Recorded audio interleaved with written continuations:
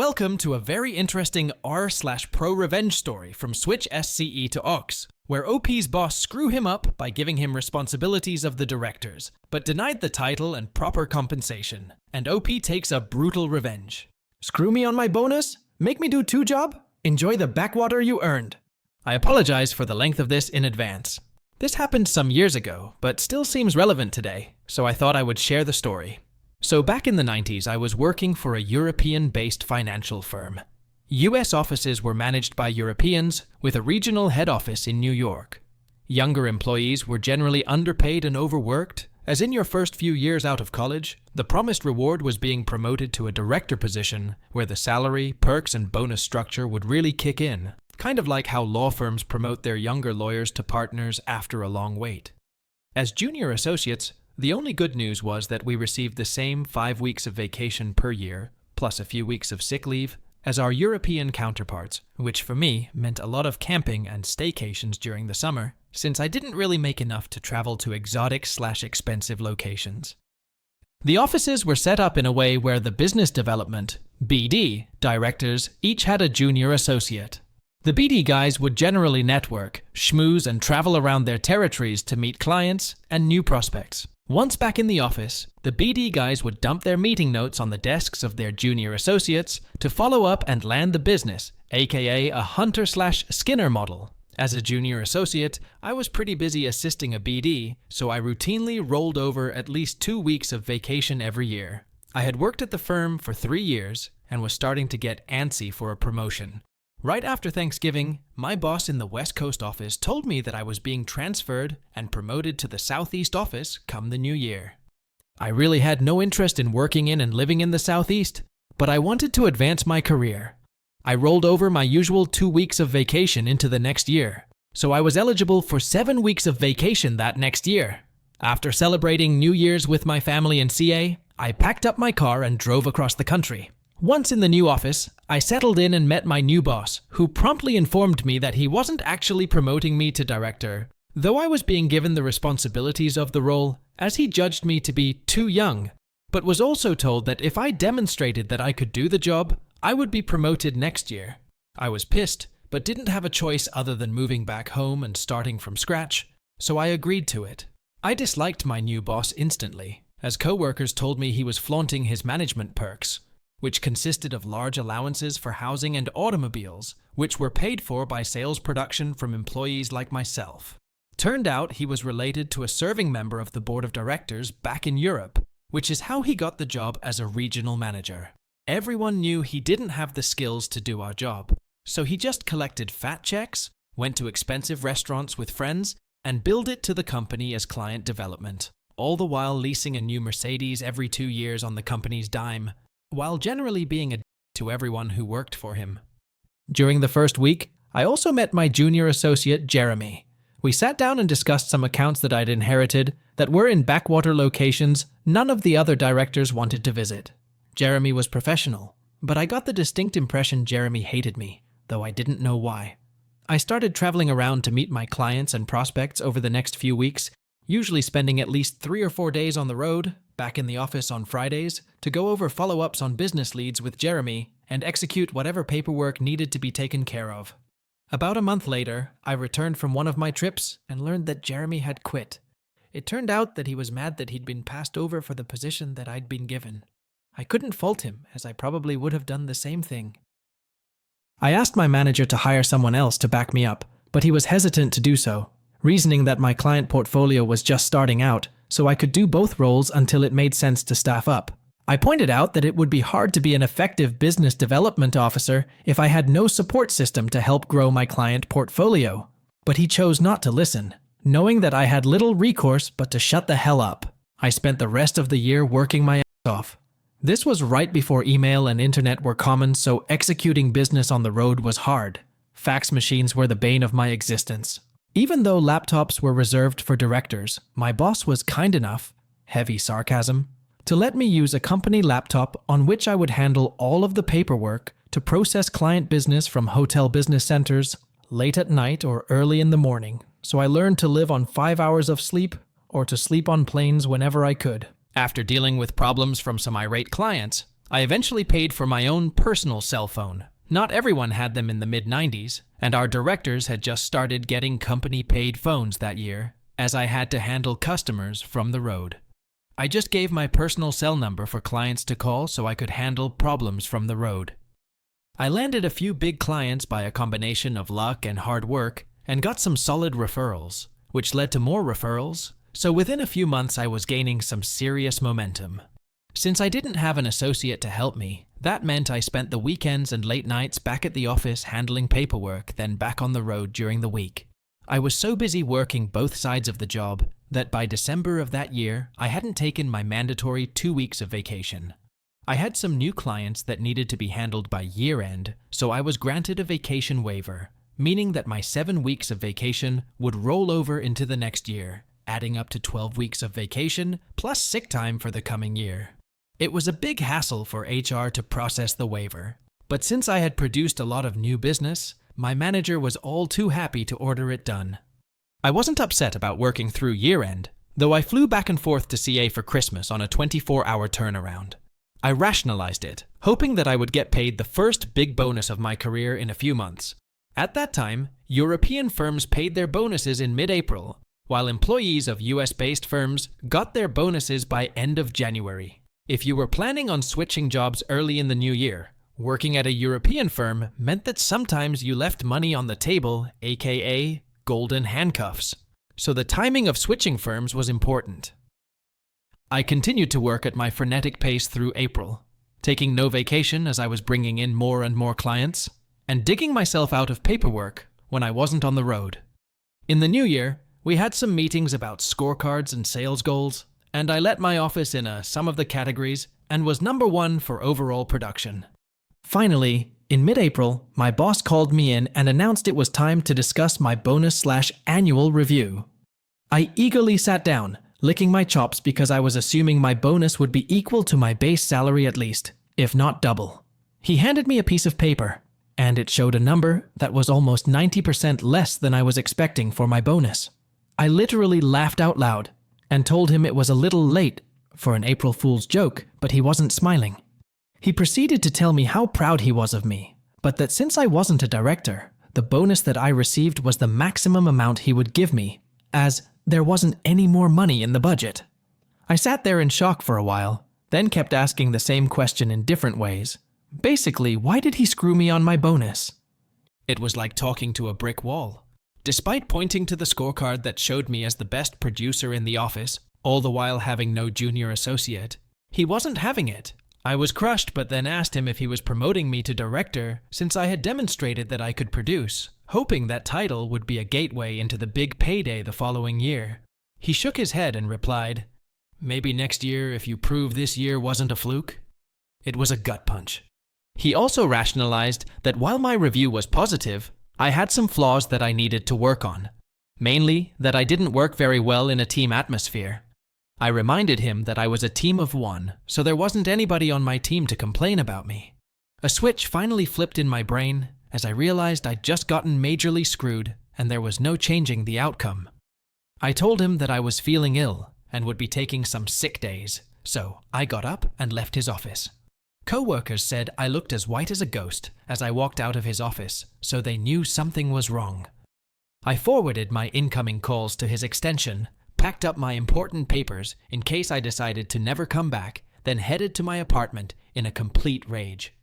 I called my family and told them that I needed to come home for some much-deserved vacation, so after drinking myself senseless for 48 hours and forwarding all my calls to voicemail, I called into work the following Monday and told my boss I would be taking a vacation week. He was pretty angry about the short notice, as he'd been dealing with my irate clients contacting him about their problems, since I couldn't be reached, and he didn't have much of a clue as to how to handle the paperwork necessary to do the work. So other associates were now being called in to help handle my workload. I flew home and made a few calls to people I'd worked with, hoping for some job leads. I managed to grab a lunch with an old associate who had left the firm, and he gave me some ideas and contacts, so I spent the rest of my vacation looking for a new job. I knew the timing sucked so out of options, I went back to my job the following week. First day back, I looked at my HR data and realized that I still had 11 weeks of vacation to use that year, plus a few more weeks of sick leave. Around that time, there was a company-wide conference call to celebrate a big company milestone. I think the firm was 125 years old, but didn't care anymore. To celebrate the big anniversary, we were told we would be getting an extra week of vacation that year, meaning once again, I had 3 months of vacation in my account. As a high performer, I was also selected to spend a few weeks in New York during the summer and fall for some management training, so that meant additional time out of the office.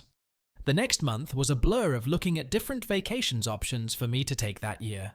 I had accrued a lot of hotel/rental car points and frequent flyer miles during the past year of traveling around, so I spent my days in the office doing as little client work as I could get away with, while spending the rest of my time on the phone with the frequent flyer/hotel points, customer service reps, trying to squeeze as much vacation out of my miles and points as I could. By the end of May, I submitted my vacation requests, which detailed how I was going to take 3 months of vacation in the 7 remaining months of the year.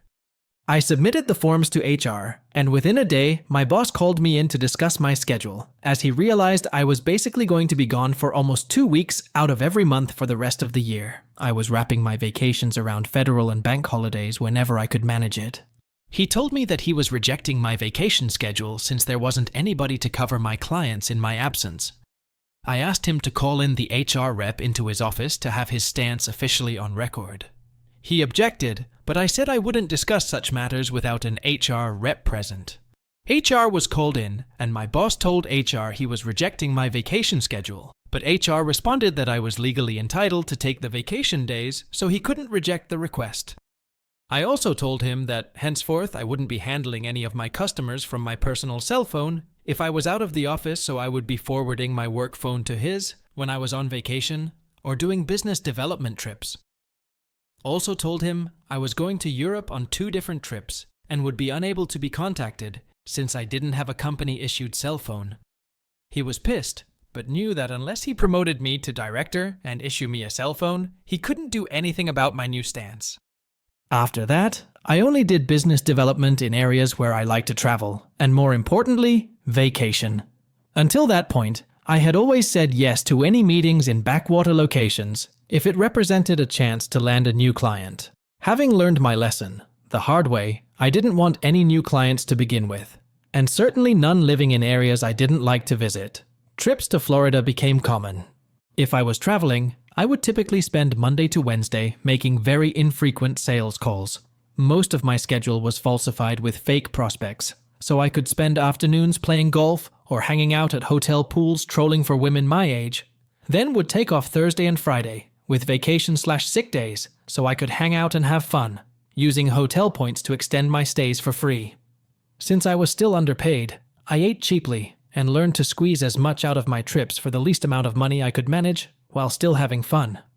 My boss was now irate with all of the customer calls coming to him, but he refused to hire an assistant for me, so I kept forwarding my line to his when I was out of office.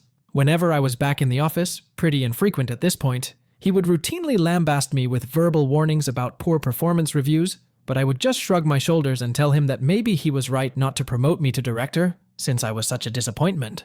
He was also pissed because he'd been commended for having such a high-producing office the year before, mostly courtesy of my efforts. And now, he was getting a lot of heat from New York that his new client numbers were down. Since I had frequent flyer miles and hotel points, but not a lot of money, I backpacked through Europe on 2 different 2-week trips that summer, and also took a number of vacations back home, diligently following up on job leads on the West Coast that I had cultivated whenever I was in the office. By October, I started to firm up some conversations with a prospective employer back in California, and finally received a concrete job offer in mid-November.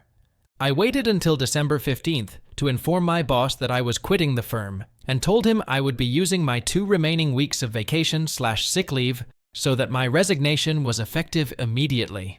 He was surprised that I didn't wait until April to leave, but I laughed, telling him I knew he was going to screw me on my bonus anyway, so the money wasn't worth waiting around for. He then asked me to stay through the end of January in order to give him enough time to hire and train an assistant or a replacement to handle my clients. I refused, noting that Jeremy had quit 20 months before, so he had plenty of time to prepare for this eventuality. As I was packing up my office and informing coworkers about my departure, I got a knock on my office door from the HR rep as he wanted to conduct an exit interview. He closed the door and I aired out all of my dirty laundry. I told HR the firm had lost me when my boss had screwed me on my bonus, repeating the story that there wasn't any money in the budget. The HR counterpart shook his head and laughed at my boss's stupidity, noting that since Jeremy had been an employee at the beginning of the year I'd arrived, his salary and bonus was actually in the budget for the whole year. As such, my boss could have allocated the amount that he would have paid Jeremy to my bonus, which probably would have kept me reasonably happy. Instead, he decided to screw me over. I moved back to California that week and started the new job the first week of January. 3 months into my new job, I got a call from a coworker at my previous firm. He called to tell me that after I left, HR from the head office in New York came down early in the new year to interview my former coworkers. Apparently, my sudden departure had raised some eyebrows in New York, as they viewed me as a rising star, and questions were asked why I left so abruptly. Apparently, other employees in my office had also gotten screwed in various ways. Lots of client development meal expenses were rejected for being too expensive by the guy who was routinely billing his meals with friends to the firm.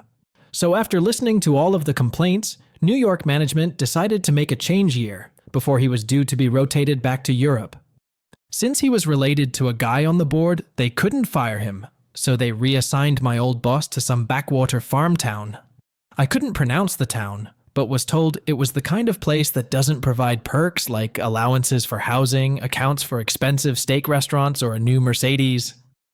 I started my own company 5 years back, and it's worked out pretty well. Even though I got screwed 25 years ago, I always think about that experience fondly, as I probably would have worked for a company like that for my entire life had I not been shown how companies and bosses will generally screw you over if given half a chance. It was eye-opening and put me on a path to eventually start my own firm, so for that I'm forever grateful. I always think about that situation around New Year's to remind myself of how far I've come and for how not to treat my employees. Hopefully some of you can benefit from my experience without all of the drama I went through. Happy New Year! TLDR. So busy at a new job that I didn't even have time to take a vacation. Boss screwed me on my bonus after I was the top producer, so I dumped my customers back into his lap and spent the rest of the year on fake sales calls or on vacation. Quit and eventually started my own company. The revenge was really satisfying and up to the mark. Screwing up people is a norm in the corporate sector, but OP's boss messed with the wrong person. OP took full advantage of his 12 weeks privileged leaves and struck a heavy revenge, and the final was to establish a successful competitor company. The revenge was truly mind-blowing. Let's now move on to the next story from Basecap, where OP got. Back in the early 2010s, I started working for a big internet-based company in the UK. The company was opening a new office with a new subdivision in London. When I started, there were 2 team leaders and the office manager. The 2 teams were the content team and the SEO, search engine optimization, team. I was recruited to be the development team lead, that is, web development. When I was interviewed for the job, both the office manager and SEO team lead were conducting the interview. During the interview, I would respond, "Yes, of course," or "You know you would get a better result doing X, Y, or Z." So, I got offered the job, and for the first year, there was so much going on. As well as building a team, I also had a portfolio of websites that needed to be redeveloped and redesigned. It was at this point that some flags started to pop up. I would have the SEO team lead, we will call him Andy, coming to me and telling me that I needed to do things the way he wanted. I would always push back and say no, and give a reason why I was doing things the way I was. Andy would get irate and would complain to the office manager about me. When the office manager would ask me about it, I would explain what had happened and why I had said no, and the office manager would leave it there because at the end of the day, I was the one with the experience in web development, not Andy. This happened a few times over the first year, and I then realized that the reason Andy was getting so irate was that he thought that I would be a yes man to him. Sorry, buddy, that is not who I am. So now that we have the backstory, let's get into what led to the revenge. Me and the team had been working hard to get 2 of the new websites completed. and I was due to show them off to the board before they went live. This company's head office was in another part of the country, and I had to leave the office in London at about lunchtime. So, I arrived at the hotel across the road from the head office around 4 p.m. and jumped on my laptop to start going through the sites to run some tests. I was testing functionality, making sure the look and feel were correct, things like that. Then it happened. We found a major bug that caused a significant issue with the functionality of the website. So, it is at this point that I am going to introduce the star of our story, Johnny, not real name but attacked all the same, who was my senior developer. Me and Johnny worked through the night, me in the hotel room and him in the London office. We finally fixed the bug at about 7 a.m.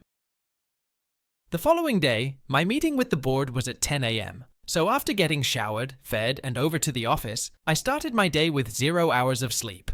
I go into the meeting, and the first thing that is said is the CEO asking if I was okay. I had met him a few times, and he was a really nice guy. I explained that we had found an issue with the sites yesterday, and me and Johnny had worked through the night to fix it before the meeting.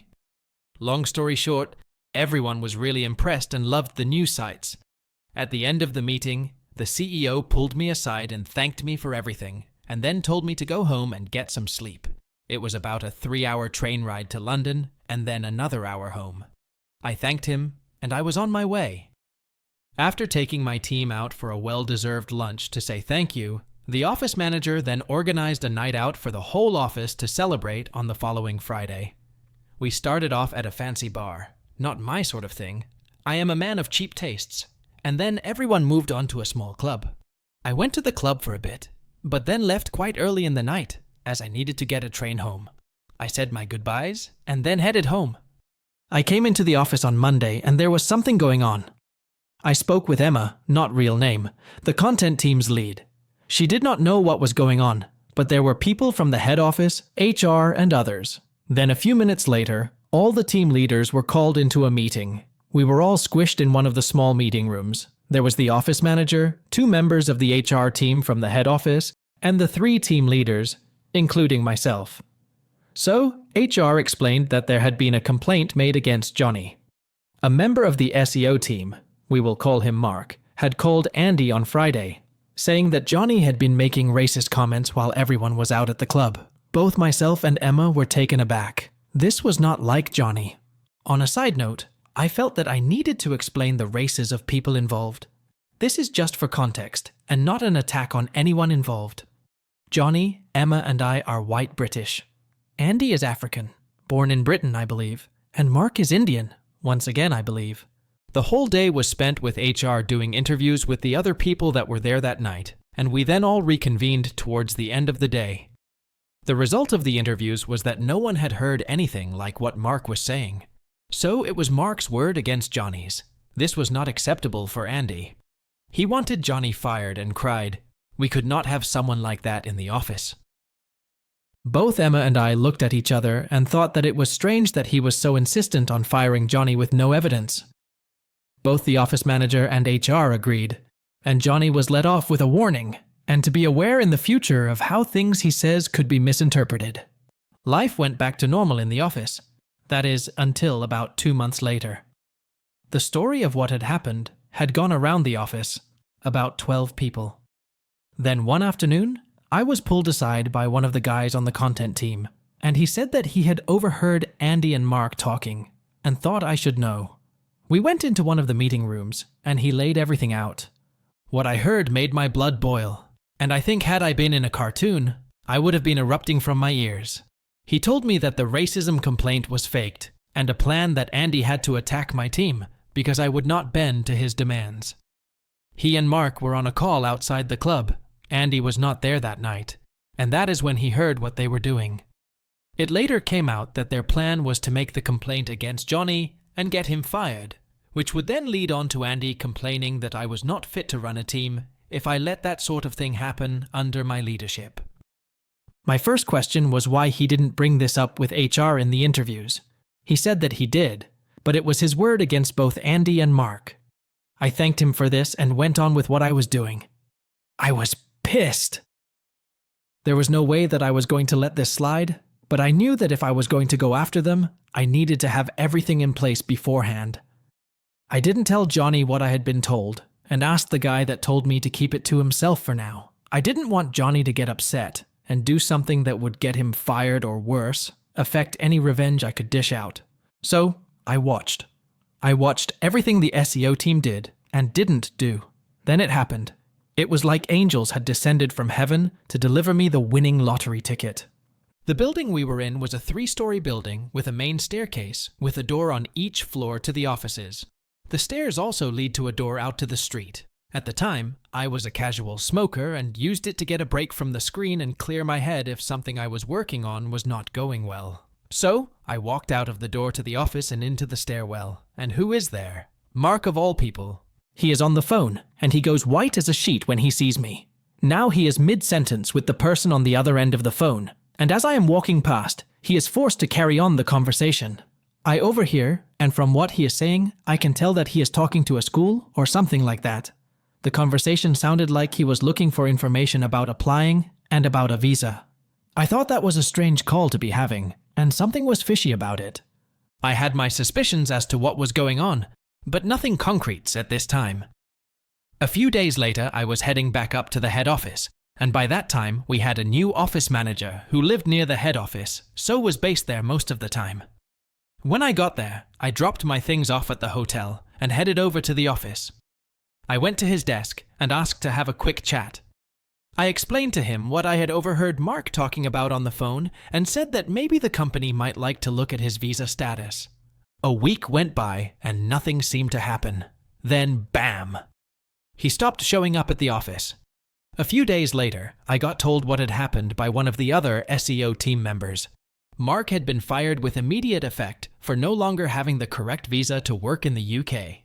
The company did not want to get involved in sponsoring a new visa for him. I don't know why. I started asking questions around the office, random chit-chat, and I found out that Mark is from Dubai, and he was here on his wife's student visa. I don't know how that works, but it was all above board. I also found out that his wife's course had finished, and that left them with a small window of time to get a new visa. That is when it all clicked. Now there are some dodgy people in London and everywhere else, and they would set up these fake colleges that would sign people up to get visas to live and work in the UK. At some point before or after this, I saw a program on this, and normally these were set up in tiny offices that you couldn't swing a cat in, let alone be a college. They were used as postal addresses for the college, and they would charge a course fee to be enrolled, and thus be able to apply for a student visa. So, what Mark was trying to do is to get enrolled in one of these colleges so that he could stay in the UK and carry on working. I found out a few weeks later that Mark and his wife did have to leave the UK and go back to Dubai because he didn't have any money coming in to pay for his new college course. Bye, Mark. When I found out that Mark had been let go, I pulled Johnny aside and filled him in on everything. He could not believe it and was stunned that they would try and do that. I apologized to him, as it was my fault that he had been targeted by them in a way to get at me. He would not accept it and said that I had gone above and beyond in defending him. Following on from this, I made it quite clear to Andy that I knew what he and Mark had done, and that I would not be forgetting it and to watch his back. I made sure we were not in earshot of anyone else. About 2 months later, Andy handed in his notice and left the company, never to be seen or heard from again. I have told this story to some people over the years, and I have been asked so many times if I feel guilty for what I did. I always respond the same way. I feel guilty that Johnny was wrongfully accused and targeted. I don't feel guilty about what I did to Mark. You don't mess with my friends, family, or team. The revenge was truly remarkable. Andy's expectation that OP would be a yes man to him was unjustifiable. And when OP realized that the tide was not in his favor, he played dirty by accusing OP's team member of being racist. But finally, the suspicious conversation of Andy with a fake college threw Andy in the hot oil, which finally ruined Andy's career. What do the Mac Reddit fans think? Is the OP an AH or not? Let me know in the comment section below. If you like the stories I brought you, just hit the like button, share them as much as you can, and don't forget to subscribe to Mac Reddit for a daily dose. Bye bye, see you tomorrow with some more spicy fries!